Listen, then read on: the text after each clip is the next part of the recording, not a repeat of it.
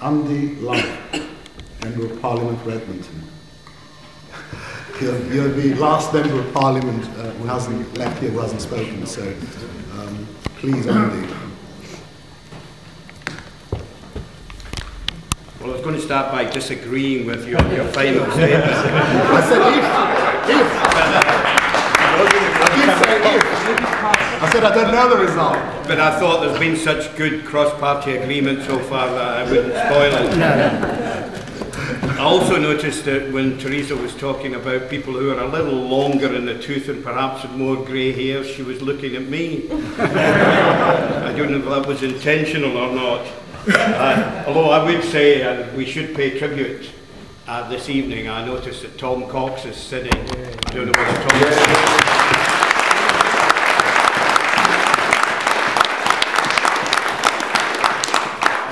Tom's had the opportunity to speak, but no doubt if we ever get to questions, because usually at Cypriot meetings the speakers take up so much time that we never get to speeches. So I'm going to be hopefully brief, although no doubt somebody will now time me from now on, and tell me whether I'm as brief as I intend to be.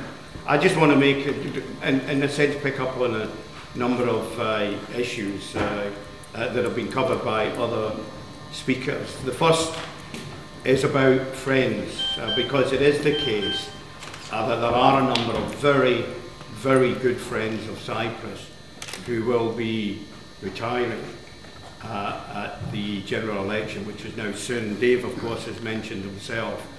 There's also Rudi Vis, who we know is retiring. Of course, Eddie OHara's seat will be disappearing. And the importance of that is that, of course, those are three members who are involved in Cyprus because of their interest and commitment to Cyprus as an issue. They don't have thousands and thousands of constituents bearing down on them regularly about the Cyprus question. And they've taken it up, and Dave has already spoken about his involvement. And I know Eddie spent some of his formative years in Cyprus, and of course there's a long association with Greece as well.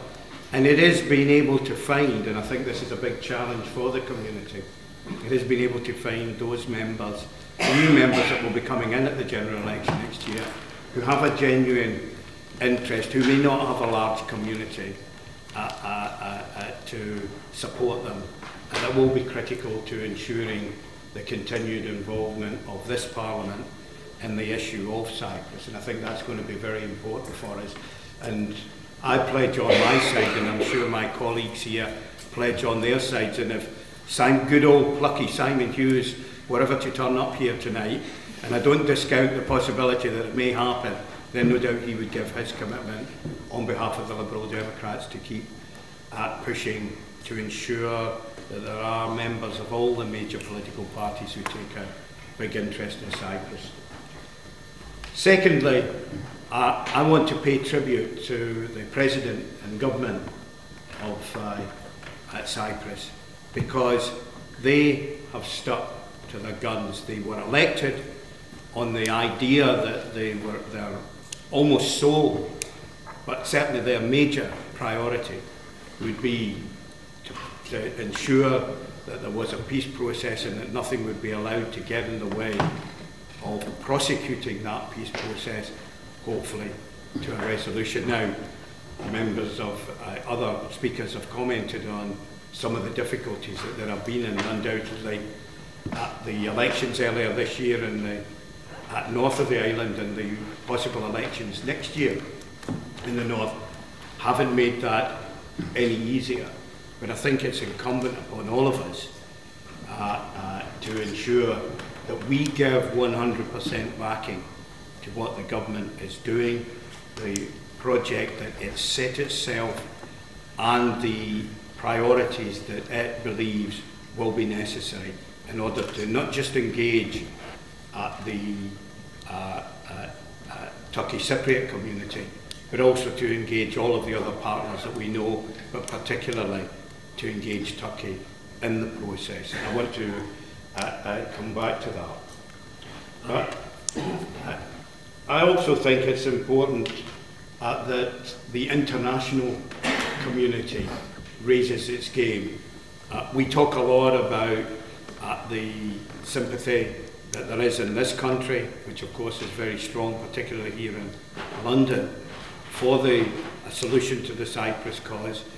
We know that the UN is giving some priority to this, but certainly in my view, the international community, including the UN, aren't giving enough priority to Cyprus at the present time.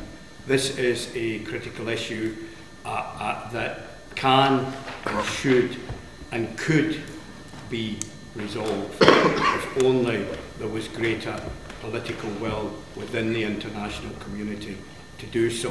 And I include not just the UN within that, although they are the major interlocutor in the peace process, but also the Commonwealth and indeed the European Union.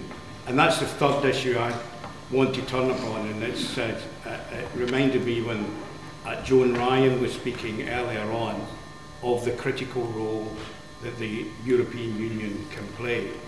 And it also reminds me of the role that Britain played in ensuring that Cyprus is a member of the European Union and how critical its membership has been, and I think, and even more critical, of greater critical importance, that membership will be as the peace process goes on. It is, in my view, the biggest lever available to the peace process that the European Union has as a candidate member. Turkey, who, if we are to believe what their government says, are committed to ensuring that they, at some point in the future, accede to the European Union. But as Joan said, and I'm sure all of the other speakers have said here tonight, that cannot be on the basis of the relationship that currently exists. And it isn't just that they need to find a solution for Cyprus. It isn't just that they need to open up their ports, as they have promised to do. It isn't just that they need to accept the terms of the Ankara Protocol. It is, if I may say so, a complete change in Turkey's attitude, not just to Cyprus, but to the whole of the European Union. There are many steps that still need to be taken. There are many things that need to change. The European Union, I think, can guide that process, but in doing so, it can also guide Turkey towards accommodation that will lead to a solution. And let me say, just finally, in regard to that, because I think this is critically important. It is through the European Union that we will be able to find a resolution. But most importantly, in my view, it will be through the European Union that we can engage Turkey in the process, in the peace process that is currently ongoing.